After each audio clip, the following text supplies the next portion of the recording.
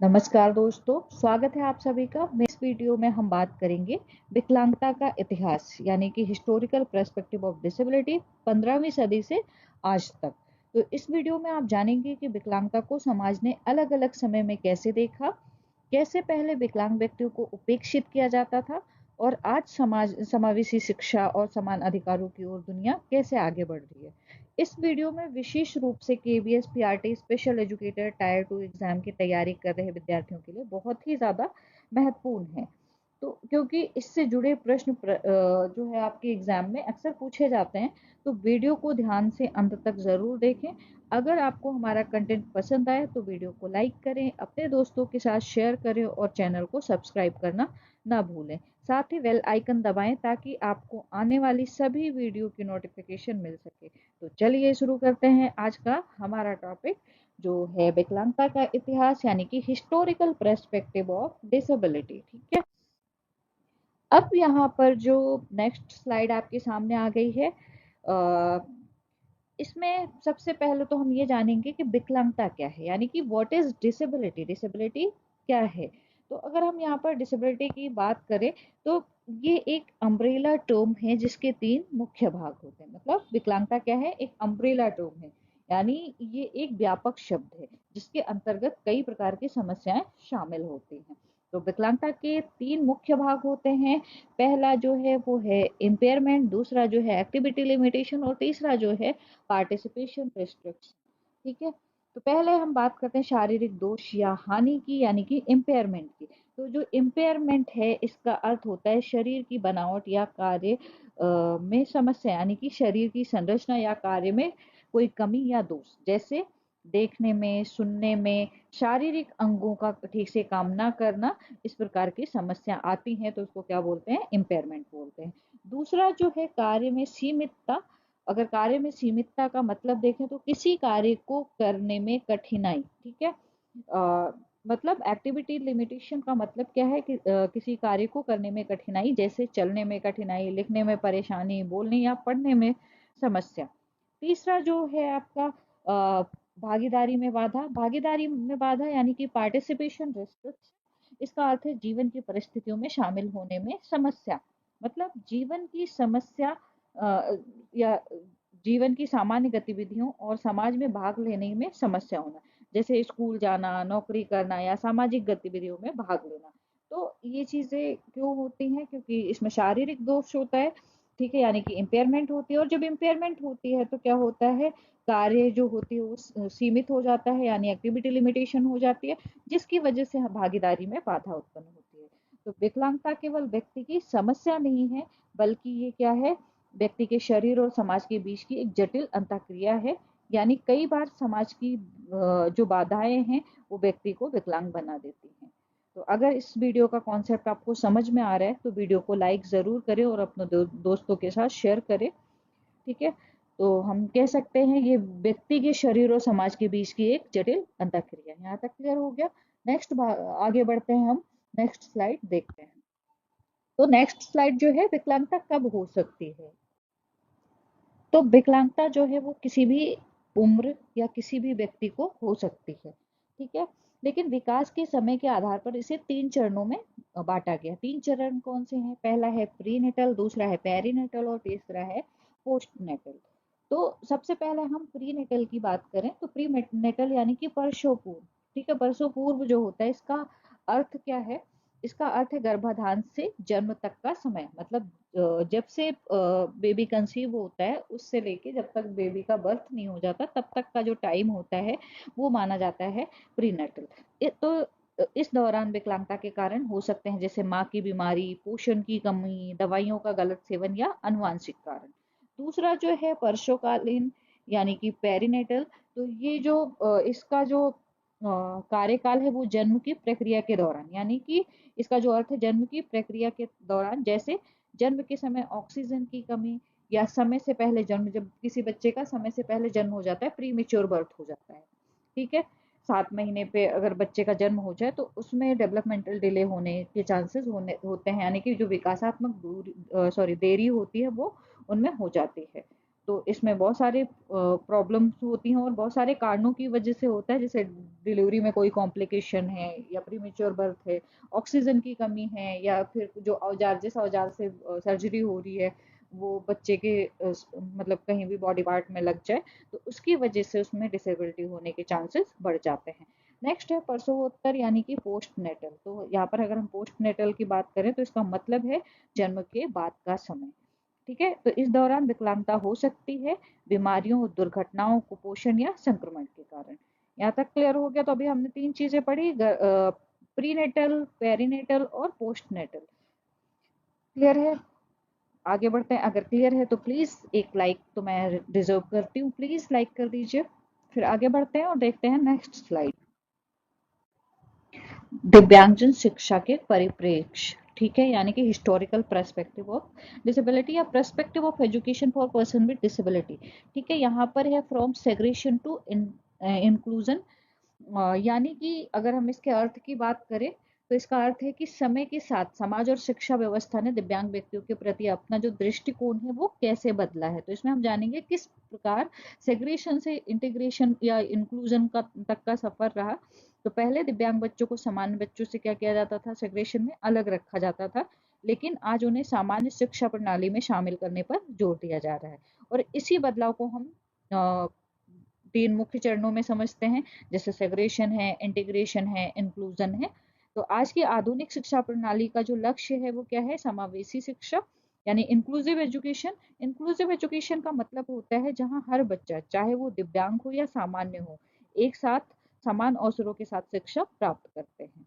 ठीक है, तो ये चीजें क्लियर हो गई। नेक्स्ट आगे बढ़ते हैं और देखते हैं नेक्स्ट स्लाइड।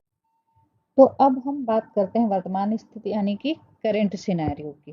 ठीक है, करंट सिनेरियो जो है आज के समय में दिव्यांगता को व्यापक रूप से समझा जाता है।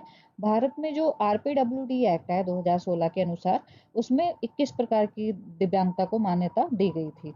हालांकि इन्हें सामान्य रूप से तीन व्यापक श्रेणियों में समझा जाता है, जैसे मानसिक, शारीरिक और संवेदी। यानी अब दिव्यांगता की परिभाषा पहले से अधिक विस्तृत और समावेशी हो चुकी है। अब एक महत्वपूर्ण बिंदु पर ध्यान दें तो समस्या जो है वो केवल अक्षमता तक सीमित नहीं है, बल्कि फिजिकल और सोशल बाधाएं भी व्यक्ति की भागीदारी को प्रभावित करती हैं। यानी वातावरण और समाज की संरचना भी उतनी महत्वपूर्ण है। तो अब एक महत्वपूर्ण फैक्ट देख लेते हैं, यानी कि तथ्य देख लेते हैं। तो जो विश्व है, विश्व का लगभग 80% आबादी जो है विकासशील देशों में रहती है। मतलब अगर हम विश्व लेवल पर देखें तो 80% जो दिव्यांगता है वो कहाँ पे है, डेवलपिंग कंट्रीज में है। ठीक है, ये आंकड़ा दर्शाता है कि विकासशील देशों में नीतियों, संसाधनों और समावेशी समस्याओं पर विशेष आवश्यकता है। ठीक है, और अंत में समाधान क्षमता को अनलॉक करने का सबसे प्रभावी माध्यम जो है वो क्या है, एजुकेशन फॉर ऑल यानी सबके लिए शिक्षा। तो इसमें जो इम्पेयरमेंट टाइप है वो कौन सी है, मानसिक, शारीरिक और संवेदी, इन्हीं के हिसाब से चीज को डिवाइड किया गया है, यानी 21 प्रकार की दिव्यांगता दी गई है। तो बैरियर क्या आता है, समस्या केवल अक्षमता नहीं है बल्कि जो फिजिकल बैरियर है, भौतिक है। जैसे हम कहीं पे जा रहे हैं, हमारे पैर में दिक्कत हो तो हम कहीं पे जा रहे हैं तो सीढ़ियाँ चढ़ने में दिक्कत है, ठीक है, रैंप नहीं है, लिफ्ट नहीं है, तो ये कहीं ना कहीं एक फिजिकल बैरियर है। सोशल बैरियर, लोगों का एटीट्यूड, अरे बेचारी है, अरे ये तो डिसेबल्ड है, अरे ये तो कैसे चीजें संभालती होगी, ऐसी चीजें। ठीक है, तो ऐसी बहुत सारी बाधाएं होती हैं। तो फैक्ट क्या है, दुनिया की 80% दिव्यांग आबादी विकासशील देशों में रहती है। अब उनका सॉल्यूशन क्या है, तो सॉल्यूशन जो है वो है क्षमता को अनलॉक करने का तरीका। ठीक है, क्षमता को अनलॉक करने का तरीका क्या है, एजुकेशन फॉर ऑल, मतलब सबके लिए शिक्षा। जब शिक्षा सभी के लिए समान और सुलभ होगी तभी प्रत्येक व्यक्ति अपनी पूर्ण क्षमता तक पहुंच पाएगा। तो यही वर्तमान परिदृश्य की मुख्य बातें हैं। ये क्लियर हो गया? नेक्स्ट आगे बढ़ते हैं। अब हम इस चित्र के माध्यम से शिक्षा के विकास की यात्रा को समझते हैं।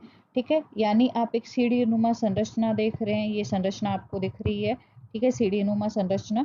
तो ये हमें बताती है कि समय के साथ शिक्षा की सोच कैसे बदली। तो सबसे पहले है जनरल एजुकेशन। ये उस समय को दर्शाता है जब सामान्य शिक्षा व्यवस्था थी। ठीक है, जनरल एजुकेशन में क्या था, मतलब सामान्य शिक्षा व्यवस्था थी। तो इसे मुख्य रूप से मेडिकल या चैरिटी मॉडल से जोड़ा जाता था। इस मॉडल में किससे इसको जोड़ा जाता था, जनरल एजुकेशन को मेडिकल या चैरिटी मॉडल से। ठीक है, इस मॉडल में दिव्यांगता को एक व्यक्तिगत समस्या माना जाता था। उसके बाद स्पेशल एजुकेशन या सोशल मॉडल, नैरो, नैरो का मतलब होता है छोटा, से जुड़ा हुआ है। यहाँ समाज की भूमिका को समझना शुरू किया गया, लेकिन व्यवस्था क्या थी, अभी अलग थी। स्पेशल एजुकेशन में सोशल मॉडल आया, लेकिन वो नैरो था। ठीक है, मतलब इसमें समाज की भूमिका या समाज के लोगों ने दिव्यांग व्यक्ति को समझना शुरू किया, लेकिन यहाँ पर भी व्यवस्थाएं क्या थी, अलग थी। नेक्स्ट है, अगला जो चरण है इंटीग्रेटेड एजुकेशन। ठीक है, इंटीग्रेटेड एजुकेशन की अगर हम बात करें तो ये सोशल मॉडल वाइडर से या व्यापक पर्सपेक्टिव से संबंधित है। यहाँ दायरा क्या हुआ, थोड़ा बड़ा हुआ, लेकिन मुख्य धारा के विद्यालयों में समायोजन की यहाँ से शुरुआत हुई थी, इंटीग्रेटेड से शुरुआत हुई थी। ठीक है, और सबसे नीचे जो आधार है इंक्लूसिव एजुकेशन। इंक्लूसिव एजुकेशन जो है ह्यूमन राइट्स मॉडल पर आधारित है। ये हमें बताता है कि शिक्षा केवल सुविधा नहीं है, बल्कि क्या है, एक अधिकार है। इसलिए इस चित्र में एजुकेशन को सबसे मजबूत और आधार और लक्ष्य के रूप में दिखाया गया है। अर्थात शिक्षा की पूरी यात्रा का अंतिम उद्देश्य क्या है, समावेशी शिक्षा। ठीक है, तो आपने देखा किस तरीके से मेडिकल से लेके ह्यूमन राइट्स तक चीजें चेंज हुई। अब हम इसको एक एक चीजें डिटेल्स में जानेंगे। तो आइए देखते हैं, हमारा नेक्स्ट जो मॉडल देखता है मेडिकल या चैरिटी मॉडल। अब हम समझते हैं मेडिकल और चैरिटी मॉडल। ठीक है, यानी चिकित्सा और दया का मॉडल। इस मॉडल में मुख्य फोकस केवल डिसेबिलिटी पर होता है, व्यक्ति की क्षमताओं पर नहीं। इसमें जो मुख्य फोकस है वो किस पर है, डिसेबिलिटी पर होता था। व्यक्ति की जो क्षमता है या योग्यता है उस पर फोकस नहीं किया जाता था। यानी ध्यान इस बात पर रहता था कि व्यक्ति में क्या कमी है, ना कि इस बात पर कि वो क्या कर सकता है। तो इस मॉडल का मुख्य लक्ष्य क्या है, cure the person. Cure the person का मतलब होता है व्यक्ति को ठीक करना। यानी ये माना जाता है कि समस्या व्यक्ति के अंदर है और उसे इलाज के माध्यम से सामान्य बनाना ही समाधान है। अगर इसके दृष्टिकोण की बात करें तो यहाँ सोच जो है दया और दान, व्यक्ति को समान अधिकार वाले नागरिक की तरह नहीं बल्कि सहायता के पात्र के रूप में देखा जाता है। ठीक है, इस मॉडल में दिव्यांग व्यक्ति की भूमिका क्या होती है, उन्हें पैसिव बेनिफिशरीज यानी कि निष्क्रिय लाभार्थी माना जाता है, दूसरों पर निर्भर रहने वाला। और वे दूसरे पर जो दिव्यांग व्यक्ति होते हैं दूसरों पर निर्भर माने जाते हैं। उनकी जो निर्णय लेने की प्रक्रिया है उसमें कोई सक्रिय भागीदारी नहीं होती है। इसका परिणाम क्या होता है, समाज में उनकी उनसे अपेक्षाएं जो होती हैं वो बहुत ज्यादा कम होती है, समाज की उम्मीदें उनसे बहुत ज्यादा कम होती हैं। यानी ये जो मॉडल है व्यक्ति की उनकी जो संभावनाएं हैं उनको सीमित कर देता है, एक्सपेक्टेशन जो है उनको लो कर देता है। यही मेडिकल और चैरिटी मॉडल की मुख्य विशेषताएं हैं। यहाँ तक क्लियर हो गया। नेक्स्ट देखते हैं अगला मॉडल। तो अगला मॉडल जो है वो है विशेष शिक्षा यानी कि स्पेशल एजुकेशन, जिसको सेग्रेशन भी बोलते हैं। तो जो स्पेशल एजुकेशन है इस चरण को सेग्रेशन यानी अलगाव से जोड़ा जाता है। ठीक है, सेग्रेशन का मतलब क्या होता है, अलगाव होता है। इस व्यवस्था को मुख्य रूप से मेडिकल मॉडल पर आधारित माना जाता है।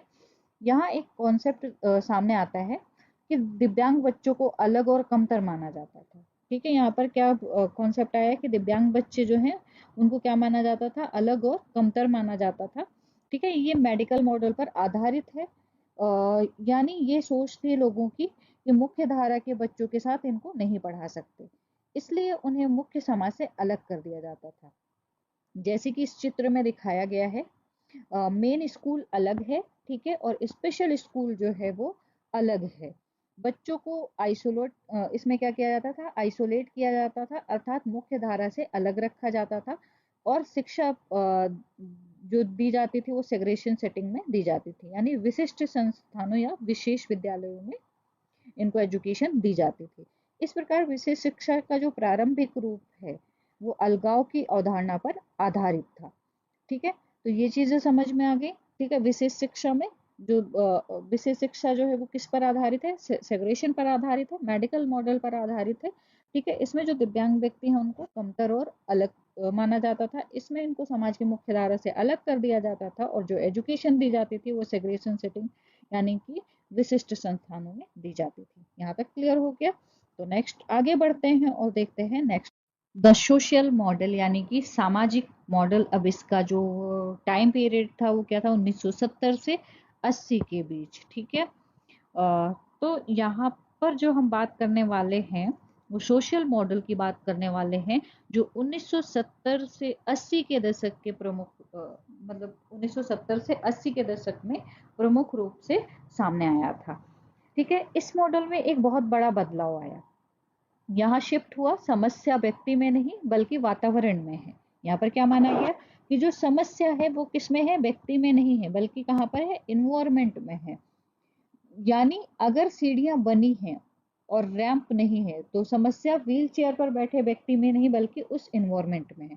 आप यहाँ पर देख रहे हैं कि सीढ़ी बनी हुई है, तो ये इसके लिए बैरियर है। अगर रैंप होता तो उसके लिए ये बैरियर नहीं होता। तो लोगों का मानना, यहाँ पर सोशल मॉडल में लोग मानने लगे कि जो भी समस्याएं आती हैं वो इन्वायरमेंट में होती हैं। अगर इन्वायरमेंटल प्रॉब्लम जो है वो दूर कर दी जाए तो इनकी जो भी समस्या है वो खत्म हो जाएगी। तो इस सोच ने डिसेबिलिटी को देखने का नजरिया बदल दिया। ठीक है, अब अगर इसके गोल की बात करें तो उद्देश्य था व्यक्ति को समाज से समाज के कंट्रीब्यूटिंग मेंबर बनाना। मतलब कंट्रीब्यूटिंग का मतलब समाज में योगदान देने वाला मेंबर बनाना, दान के पात्र नहीं। ठीक है, यानी वह दान के पात्र नहीं है बल्कि समाज में सक्रिय योगदान देने वाले व्यक्ति हैं। इस मॉडल का एक बहुत ही प्रसिद्ध स्लोगन है, teach me skills don't treat me else. ठीक है, मुझे कौशल सिखाओ, मेरा इलाज मत करो। इसका मतलब क्या होता है, यानी कि फोकस इलाज पर नहीं, यानी सशक्तिकरण और कौशल विकास पर होना चाहिए। इस सोच का परिणाम जो था वो क्या हुआ, इस विचारधारा ने इंटीग्रेटेड एजुकेशन को जन्म दिया। यानी अब प्रयास ये होने लगा कि बच्चों को पूरी तरह से अलग रखने के बजाय मुख्य धारा से जोड़ा जाए, और यही सोशल मॉडल की मुख्य विशेषताएं हैं। ये क्लियर हो गया। नेक्स्ट आगे बढ़ते हैं, और अगर कॉन्सेप्ट क्लियर हो गया है आपका तो प्लीज लाइक कर दीजिए। अब हम आते हैं इंटीग्रेटेड एजुकेशन यानी कि एकीकृत शिक्षा पे। ठीक है, यहाँ पर हम देखेंगे कि एकीकृत शिक्षा क्या है। तो जैसा कि चित्र में दिखाया गया है कि एक मेन स्कूल है। ठीक है, उसके अंदर क्या है, स्पेशल क्लासेस दिखाई गई हैं। सबसे पहले इसकी परिभाषा को समझते हैं। एकीकृत शिक्षा जो है उसका अर्थ क्या होता है, तो एकीकृत शिक्षा का अर्थ है साधारण स्कूलों में विशेष बच्चों के लिए शिक्षा का प्रावधान करना। यानी बच्चे मुख्य विद्यालय में तो आते हैं लेकिन उनके लिए अलग व्यवस्था भी रखी गई है। अब इसमें दो प्रकार का इंटीग्रेशन दिखाया गया है। पहला है फंक्शनल इंटीग्रेशन, दूसरा है एकेडमिक इंटीग्रेशन। तो जो फंक्शनल इंटीग्रेशन है इसमें इसकी अगर हम बात करें तो इसमें क्या करते हैं, बच्चे सुविधाएं जो उनको मिलती हैं वो क्या करते हैं, साझा करते हैं। जैसे डाइनिंग हॉल या प्लेग्राउंड वगैरह जो है उसको साझा करते हैं। यानी वह खेल के मैदान या भोजन कक्ष जैसी जगहों पर अन्य बच्चों के साथ रहते हैं। लेकिन दूसरा एकेडमिक इंटीग्रेशन है, इसमें पढ़ाई अक्सर क्या होती है, अलग स्पेशल क्लास में होती है। ठीक है, यानी सामाजिक रूप से कुछ जुड़ाव था लेकिन शैक्षणिक रूप से अलगाव भी अभी यहाँ पर बना हुआ था। इसलिए अंत में ये नोट में दिया गया है कि सेग्रेशन और इंक्लूजन के बीच का ये कदम था। ठीक है, यानी ये पूर्ण समावेशन नहीं था लेकिन अलगाव से आगे बढ़ने का प्रयास जरूर था। यही इंटीग्रेशन या इंटीग्रेटेड एजुकेशन की मुख्य विशेषताएं हैं। ये क्लियर हो गया है आप सभी का। अगर कॉन्सेप्ट क्लियर हो रहा है तो प्लीज लाइक कर दीजिए। इंटीग्रेशन की कमियां यानी कि क्रिटिक ऑफ इंटीग्रेशन या इंटीग्रेशन की क्रिटिक। अब हम बात करेंगे यहाँ पर इंटीग्रेशन की कमियों की। तो यहाँ पर यहाँ पर चित्र दिखाई दे रहा है आप सभी को। ठीक है, इस चित्र में दो बातें दिखाई गई हैं। पहली फिजिकल प्रॉक्सिमिटी और दूसरी सोशल इंटीग्रेशन दिखाया गया है। ठीक है, तो यानी अगर यहाँ पर सबसे पहले हम डिस्कस करेंगे फिजिकल प्रॉक्सिमिटी। यानी बच्चे एक ही स्कूल में मौजूद हैं, वह एक ही परिसर में बैठते थे लेकिन केवल पास बैठना ही असली एकीकरण नहीं है। ठीक है, दोनों आपस में साथ में बैठे हुए हैं लेकिन दोनों के बीच कोई भी बातचीत नहीं है। ठीक है, दूसरी तरफ सोशल इंटीग्रेशन है। सोशल इंटीग्रेशन जो है यहाँ पर एक सवाल है, यानी क्या वे वास्तव में सामाजिक रूप से जुड़े थे, या क्या वे साथ खेलते थे, क्या वे दोस्ती का हिस्सा थे। यहीं पर सवाल खड़ा होता है तो अब नीचे दिए गए बिंदुओं को समझते हैं। पहला मतलब ये केवल एक ग्रेजुअल रिफॉर्म था, सिस्टम नहीं बदला। लेकिन यहाँ पर जो मेन प्रॉब्लम थी वो क्या, दूसरी जो मेन प्रॉब्लम थी वो क्या थी, सबसे बड़ी समस्या ये थी कि बच्चे को सिस्टम के अनुसार बदलना पड़ा था। मतलब चाइल्ड मस्ट अडॉप्ट, बच्चा क्या करता था, इन्वायरमेंट को या इन्वायरमेंट के अनुसार खुद को अडॉप्ट करता था। यानी शिक्षा व्यवस्था वही रही, लेकिन बच्चे की अपेक्षा, मतलब बच्चे से ये अपेक्षा की गई कि वो खुद को उस व्यवस्था के अनुसार ढाले। अब इसका परिणाम क्या हुआ, परिणाम जो है ये हुआ कि एक ही स्कूल में होकर भी बच्चे क्या करते थे, अलग थलग रह जाते थे।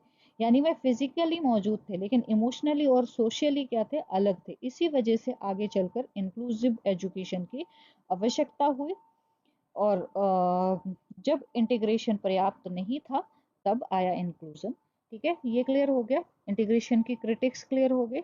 नेक्स्ट आगे बढ़ते हैं और देखते हैं नेक्स्ट मॉडल।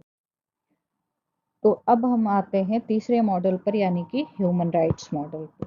ठीक है, मानवाधिकार मॉडल्स। सबसे पहले इसके कोर बिलीफ को समझते हैं।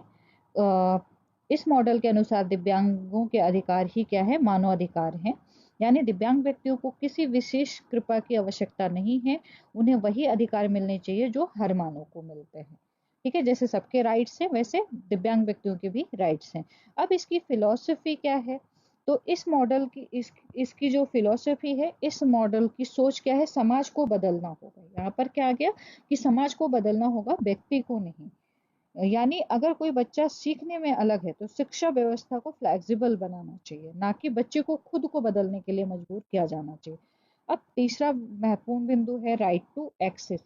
इस तो राइट टू एक्सेस की बात करें तो हर व्यक्ति को स्कूल, नौकरी, परिवहन, सूचना, यानी कि सूचना पर समान अधिकार है। ठीक है, स्कूल में एडमिशन का, नौकरी पाने का, ट्रांसपोर्टेशन में और इंफॉर्मेशन में सबके बराबर अधिकार है। यानी एक्सेसिबिलिटी कोई सुविधा नहीं बल्कि क्या है, अधिकार है। और अंत में रिस्पॉन्सिबिलिटी। ठीक है, रिस्पॉन्सिबिलिटी जो है बाधाओं को हटाना समाज की जिम्मेदारी है। ठीक है, यहाँ पर क्या रिस्पॉन्सिबिलिटी दी गई कि जो बैरियर आती हैं, जो व्यक्ति के रास्ते में बैरियर आती हैं, उनको हटाना किसकी जिम्मेदारी है, समाज की जिम्मेदारी है।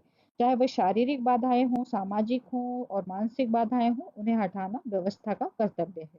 यही ह्यूमन राइट्स मॉडल की मुख्य विशेषता है। ठीक है, तो इस मॉडल ने ही आगे चलकर इंक्लूसिव एजुकेशन को एक अधिकार के रूप में स्थापित किया था।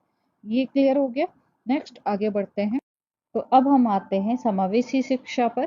ठीक है, यानी कि इंक्लूसिव एजुकेशन पर। सबसे पहले इसकी डेफिनेशन समझते हैं।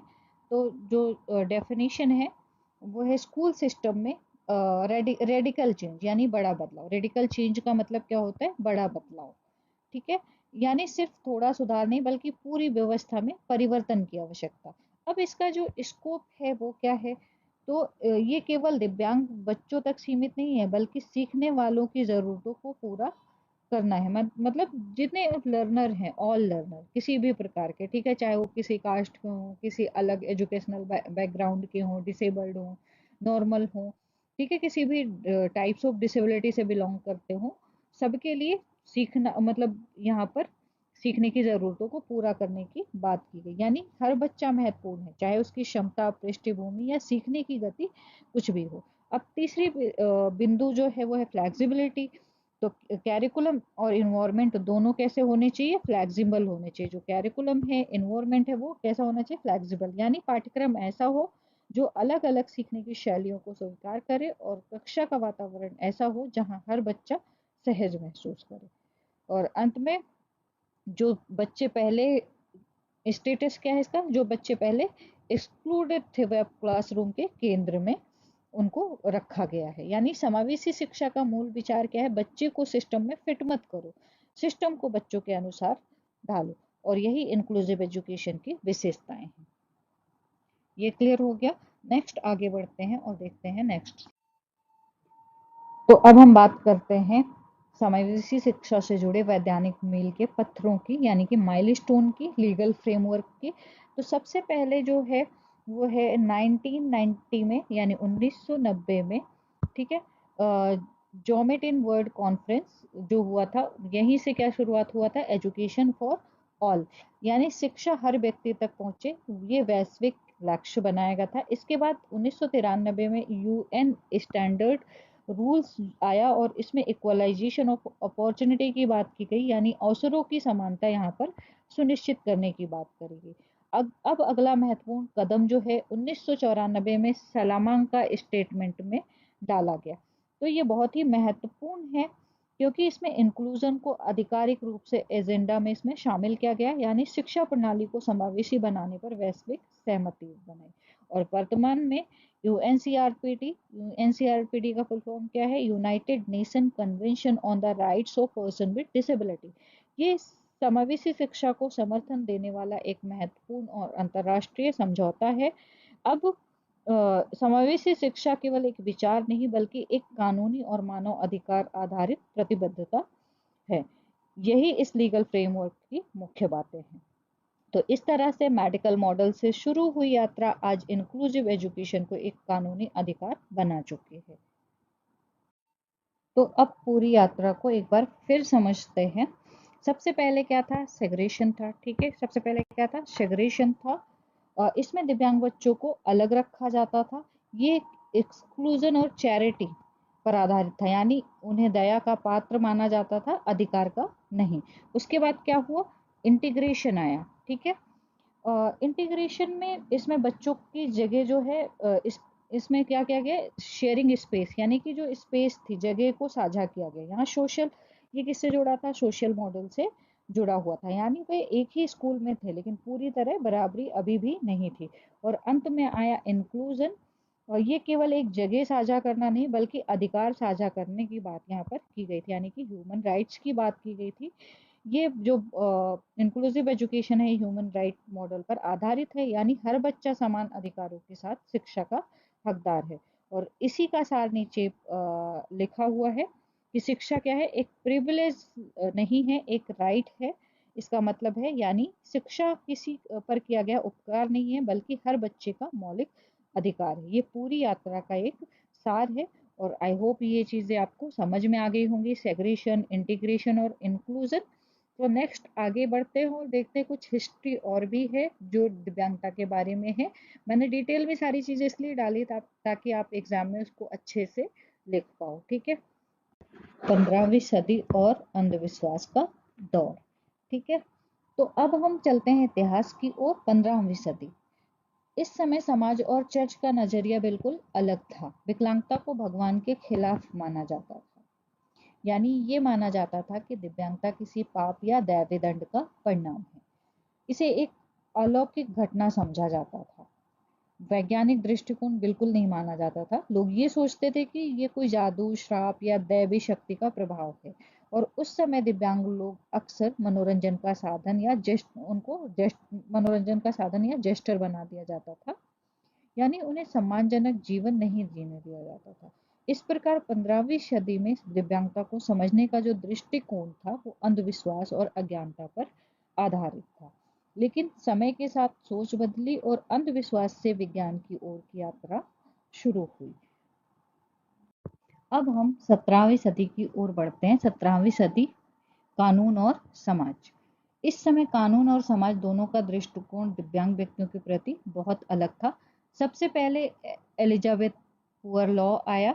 विकलांग लोगों को असहाय और गरीब का लेबल दिया गया था। यहाँ पर इस कानून के तहत क्या किया गया? जो डिसेबल्ड व्यक्ति थे उनको हेल्पलेस और पुअर का लेबल दिया गया, यानी उन्हें सक्षम नागरिक नहीं बल्कि दया और सहायता के पात्र के रूप में देखा गया। यहाँ ध्यान दीजिए, विकलांगता को सीधे जादू टोना या दोष से जोड़ा जाता था। मतलब विकलांगता का मतलब ये लोग मानते थे कि जादू टोना का आरोप। ठीक है, इसका मतलब यदि कोई व्यक्ति अलग व्यवहार करता है या उसकी मानसिक स्थिति सामान्य से भिन्न होती थी तो उस पर जादू टोना का आरोप लगाया जाता था।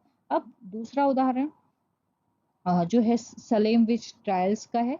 जिन लोगों को डायन कहा जाता था वह अक्सर मानसिक विकलांगता या शिक्षा की कमी का शिकार होते थे। ठीक है, डायन कहा जाता था किसको? जिन जो अक्सर मानसिक विकलांगता या एजुकेशन की कमी का शिकार होते थे। इस प्रकार 17वीं सदी में दिव्यांगता को समझने के बजाय उसे लेबल और आरोप, अंधविश्वास से जोड़ा गया। लेकिन धीरे धीरे समाज ने ये समझना शुरू किया कि दिव्यांगता कोई अपराध या जादू नहीं है बल्कि एक मानवीय स्थिति है, मतलब मनुष्य की कंडीशन है। अब हम 19वीं सदी की ओर बढ़ते हैं। तो 19वीं सदी में क्या था, मनोरंजन और अलगाव। इस समय दिव्यांग व्यक्तियों के प्रति समाज का नजरिया दो रूपों में दिखाई दिया गया। एक तो मनोरंजन का साधन माना गया, दूसरा लोग इनसे अलग थलग रहते थे। ठीक है। सबसे पहले फ्रीक शो का उदय हुआ। इस दौर में विकलांग लोगों को मनोरंजन के लिए प्रदर्शित किया जाता था। ठीक है, इनको मनोरंजन का एक साधन माना जाता था। उन्हें मेले, सर्कस या सार्वजनिक कार्यक्रमों में लोगों के सामने दिखाया जाता था। यानी उन्हें सम्मानजनक नागरिक के रूप में नहीं बल्कि तमाशे का हिस्सा बना दिया गया था। अब दूसरी तरफ साल 1845 में एक नई शुरुआत हुई। डोरोथिया डेस्क ने ट्रेटन, न्यू जर्सी में मानसिक विकलांगता के लिए पहला असाइलम बनाया। ये एक संस्था थी जहां मानसिक रूप से अस्वस्थ लोगों को अलग रखकर देखभाल की जाती थी। इस प्रकार 19वीं सदी में एक और दिव्यांग लोगों का सार्वजनिक प्रदर्शन हुआ, दूसरी तरफ उन्हें समाज से अलग कर संस्थानों में रखा जाने लगा। और इसी सदी की प्रमुख विशेषता क्या थी, मनोरंजन और अलगाव। ठीक है। अ, तो इसके बाद 20वीं सदी में दिव्यांगता को लेकर सोच में बड़ा परिवर्तन आया। यहाँ तक क्लियर हो गया। 19वीं सदी में क्या हुआ, फ्रीक शो जिसमें मनोरंजन का साधन मानते थे। और 1845 में एक नई शुरुआत हुई। डोरोथिया डिक्स ने ट्रेटन, न्यू जर्सी में क्या किया, मानसिक विकलांगता के लिए पहला असाइलम बनवाया। ठीक है, क्लियर है। 20वीं सदी की शुरुआत, मानसिक स्वास्थ्य आंदोलन। अब हम 20वीं सदी की शुरुआत करते हैं। तो साल 1908 में क्लिफर्ड वियर्स ने अपनी पुस्तक में असाइलम के बुरे अनुभवों को साझा किया। उन्होंने बताया कि मानसिक रूप से बीमार व्यक्तियों के साथ संस्थानों में कैसा अनमानवीय व्यवहार किया जाता था। उन्होंने अपनी पुस्तक का नाम, जो उनकी पुस्तक का नाम था, a mind that found itself, इस पुस्तक ने समाज को क्या किया, झकझोर दिया। ठीक है। तो इसके परिणाम स्वरूप क्या हुआ, the national committee for mental hygiene की यहाँ पर स्थापना हुई। इस संस्था का मुख्य उद्देश्य था असाइलम की भयावह स्थिति में सुधार करना। यानी कि पहली बार दिव्यांगता, विशेषकर मानसिक स्वास्थ्य को सुधार और उपचार के दृष्टिकोण में देखा जाने लगा। इस प्रकार 20वीं सदी की शुरुआत और सुधार जागरूकता के आंदोलन के रूप में सामने आई। तो यहीं से दिव्यांगता को लेकर मानवाधिकार और समानता की दिशा में एक नई सोच जो है वो क्या होने लगी, डेवलप होने लगी। यूजेनिक्स आंदोलन, यानी कि एक काला अध्याय। अब हम इतिहास के एक काले अध्याय की बात करेंगे। तो इसे कहा जाता है यूजेनिक्स आंदोलन। इसकी परिभाषा थी मानव नस्ल को सुधारने के लिए विकलांगता को हटाना। यानी ये माना गया कि समाज को बेहतर बनाने के लिए दिव्यांग व्यक्तियों की संख्या कम करनी चाहिए। इस सोच के आधार पर कुछ कठोर कदम उठाए गए। ठीक है, कठोर कदम जो थे, पहले जबरन नसबंदी। ठीक है, दिव्यांग व्यक्तियों की इच्छा के बिना उनकी नसबंदी की जाती थी। दूसरा, संस्थागतकरण, उन्हें बड़े बड़े संस्थानों में बंद कर दिया जाता था ताकि वह समाज से अलग रहें। तीसरा, अप्रवास पर प्रतिबंध। अप्रवास पर प्रतिबंध का मतलब कुछ देशों में ऐसे लोगों को आने या बसने पर रोक लगा दी गई थी जिन्हें दिव्यांगता थी। इस प्रकार के यूजेनिक्स आंदोलन ने दिव्यांग व्यक्तियों के अधिकारों का गंभीर उल्लंघन किया और इसीलिए इसे इतिहास का एक काला अध्याय कहा जाता है। लेकिन समय के साथ मानव अधिकारों की आवाज उठी और दिव्यांगता को अधिकार और समानता के दृष्टिकोण से देखा जाने लगा। बदलाव की लहर, यहाँ से समाज में बदलाव की लहर शुरू हुई। तो सबसे पहले हम बात करेंगे जागरूकता की। शारीरिक विकलांगता वाले लोगों को रोजगार देने के उद्देश्य से एक सप्ताह की शुरुआत हुई। यहाँ पर क्या किया गया, एक सप्ताह का शुरू किया गया। इसका उद्देश्य था समाज को ये समझाना कि दिव्यांग व्यक्ति भी काम करने में सक्षम है। बाद में यही सप्ताह क्या हुआ, एक मतलब महीने में बदल गया। यानी जागरूकता का दायरा बढ़ाया गया और इसे बड़े लेवल पर मनाया जाने लगा। दूसरा महत्वपूर्ण संगठन जो है, एक संगठन का गठन, यानी कि national association for retarded citizen का गठन हुआ। इस संगठन का उद्देश्य बौद्धिक दिव्यांगता वाले व्यक्तियों के अधिकारों, शिक्षा, रोजगार के लिए काम करना। इस प्रकार इस दौर में दिव्यांगता को दया नहीं बल्कि अधिकार, अवसर के रूप में देखा जाने लगा। यही था बदलाव का लहर और यही लहर आगे चलकर समावेशी शिक्षा और समान अधिकारों की नींव बनी।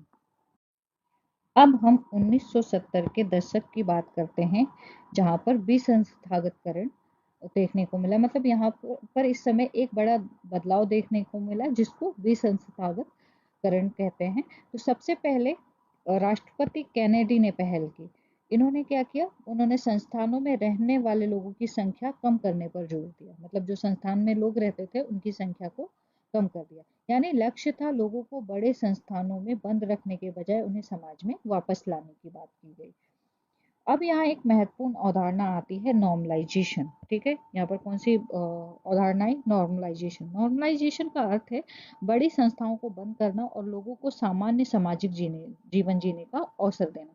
यानी दिव्यांग व्यक्ति भी उसी तरह समुदाय में रहें और अन्य लोगों नागरिकों की तरह ही समुदाय का हिस्सा बने। तो ये भी कहा गया कि समुदाय ही सेवाओं का प्रमुख प्रदाता बनेगा। मतलब जो सुविधाएं देगा वो कौन देगा? समुदाय ही देगा। तो इस प्रकार 1970 का दशक संस्थागत अलगाव से सामुदायिक समावेशन की ओर एक महत्वपूर्ण कदम था। यहीं से समावेशन और समान अवसरों की अवधारणा और मजबूत होती चली गई। पुराने और दर्दनाक उपाय। ठीक है, तो अब हम पुराने उपचारों की बात करते हैं जो बहुत पहले अपनाए गए थे। शुरुआत में ये माना जाता था कि जो दिव्यांगता है वो बुरी आत्माओं के कारण होता है। तो इसी सोच के कारण कई असफल और दर्दनाक तकनीकें अपनाई गई थी। पहली तकनीक जो थी वो क्या थी? ट्रैपनिंग की। ठीक है, ट्रैपनिंग का मतलब होता है खोपड़ी में छेद करना। ये छेद दिख रहा है, ठीक है। लोग ये मानते थे कि खोपड़ी में छेद करने से बुरी आत्माएं बाहर निकल सकेंगी। दूसरा जो था स्पिनिंग ट्रीटमेंट। स्पिनिंग ट्रीटमेंट का मतलब रोगी को तेजी से घुमाया जाता था, ये मानकर कि उसकी बीमारी जो है वो क्या होगी? ठीक हो जाएगी। तीसरी जो ट्रीटमेंट थी वो थी बिजली के झटके। मानसिक रोगों के इलाज के लिए बिजली का प्रयोग किया जाता था। चौथी जो थी हाइड्रोथेरेपी थी। इसमें पानी के माध्यम से उपचार किया जाता था। तो इन सभी तरीकों में वैज्ञानिक समझ की कमी थी और कई बार ये उपचार दर्दनाक और अमानवीय साबित हुए। इस प्रकार पुराने समय में इलाज की जो टेक्निक्स थी अंधविश्वास और सीमित ज्ञान पर आधारित थी।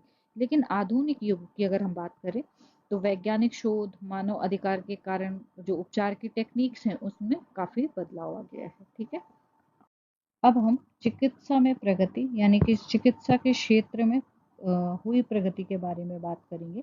तो सबसे पहले उपकरणों में बदलाव हुआ।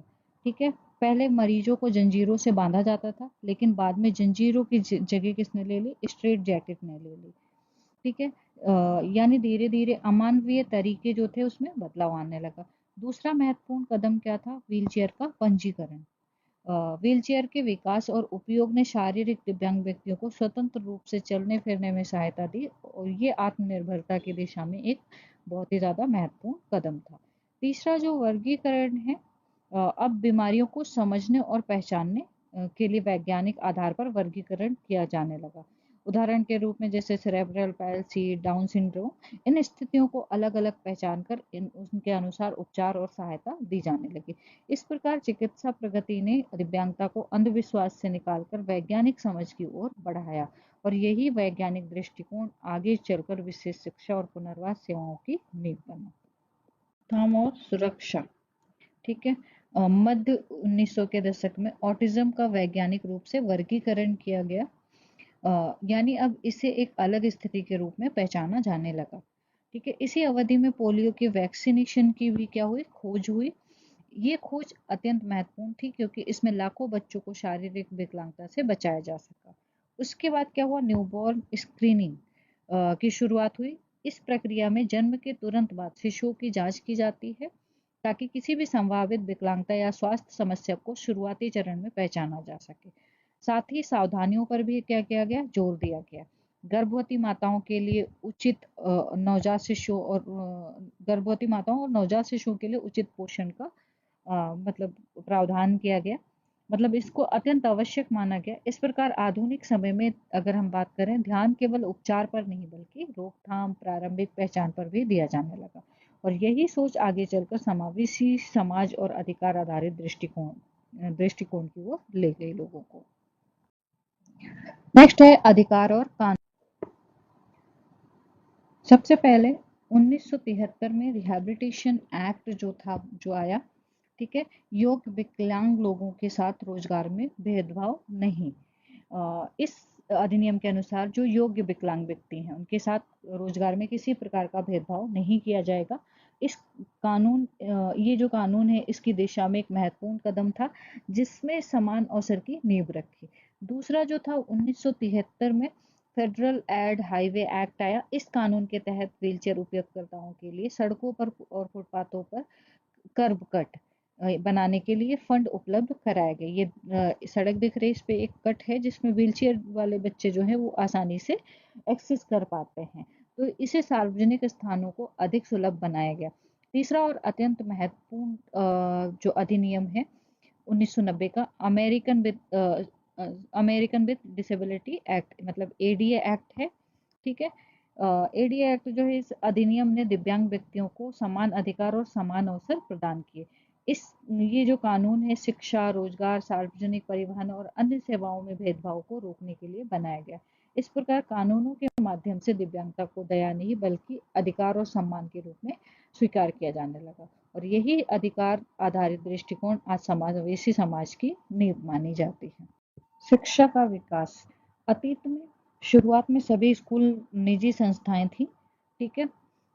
ये संस्थाएं समान विद्यालयों से अलग थी जहां बच्चों को अलग वातावरण में शिक्षा दी जाती थी। पाठ्यक्रम की बात करें तो छात्र मुख्य रूप से सिलाई और टोकरी बनाना जैसी क्या करते थे गतिविधियां सीखते थे। यानी शिक्षा का अधिकार व्यवसायिक और सीमित कौशल तक ही क्या थी केंद्रित थी। लेकिन आज की स्थिति बदल चुकी है। अब ध्यान इस बात पर दिया जाता है कि दिव्यांग बच्चों को मुख्य धारा की शिक्षा में किस तरीके से शामिल करना है। तो उन्हें सामान्य विद्यालयों में अन्य बच्चों के साथ पढ़ने का अवसर दिया जा रहा है। इस प्रकार का शिक्षा का स्वरूप अलगाव से निकल कर समावेशन की ओर बढ़ा। और यही समावेशी शिक्षा, समान अवसर और सशक्त समाज की पहचान है आज। नेक्स्ट है मीडिया और समाज। समय के साथ साथ मीडिया में विकलांग लोगों की का जो प्रतिनिधित्व है वो बढ़ा। एग्जाम्पल की बात करें तो दिव्यांग व्यक्तियों पर काफ़ी फिल्में आई, टेलीविजन शो आए। ठीक है। टॉयज और खिलौने भी मतलब वैसे बनने लगे। तो ऐसे बहुत सारी चीज़ें हैं जो समाज में और मीडिया में मीडिया ने क्या किया उसका विजिबली रिप्रेजेंटेशन किया दिव्यांग व्यक्तियों का। अगर हम इंडिया की बात करें, अब हम भारत में दिव्यांगजनों के अधिकारों की बात करते हैं, तो भारत में दिव्यांग व्यक्तियों के अधिकारों की सुरक्षा के लिए कई महत्वपूर्ण कानून बनाए गए। सबसे पहले हम बात करें तो पीडब्ल्यूडी एक्ट, यानी कि दिव्यांगजन समान अवसर अधिकारों का संरक्षण और पूर्ण भागीदारी अधिनियम 1995। इस अधिनियम ने शिक्षा, रोजगार और सामाजिक भागीदारी में दिव्यांगजनों के अधिकारों को मान्यता दी। उसके बाद मतलब नेशनल ट्रस्ट एक्ट आया जिसको राष्ट्रीय न्यास अधिनियम बोलते हैं, 1999 में आया। ये जो अधिनियम है विशेष रूप से ऑटिज्म, सेरेब्रल पैल्सी, मानसिक मंदता और बहुविकलांगता वाले व्यक्तियों के कल्याण के लिए बनाया गया। फिर आया एक महत्वपूर्ण और व्यापक कानून जिसको आरपीडब्ल्यूडी एक्ट कहते हैं, यानी कि right to person with disability. इस अधिनियम के तहत दिव्यांगताओं की संख्या जो थी वो 7 से बढ़ाकर 21 की गई। शिक्षा और सरकारी नौकरियों का आरक्षण 1% बढ़ाया गया, यानी कि पहले 3% था फिर 4 हो गया। समान अवसर, सम्मान और भेदभाव रहित वातावरण सुनिश्चित करने पर जोर दिया गया। आज भारत में दिव्यांगता को दया या सहानुभूति के रूप में नहीं बल्कि अधिकार, समानता और गरिमा के रूप में देखा जाता है। तो इतिहास के इस सफर में हम अंधविश्वास से विज्ञान तक, अलगाव से समावेशन तक और दया से अधिकार तक की यात्रा हमने देखी।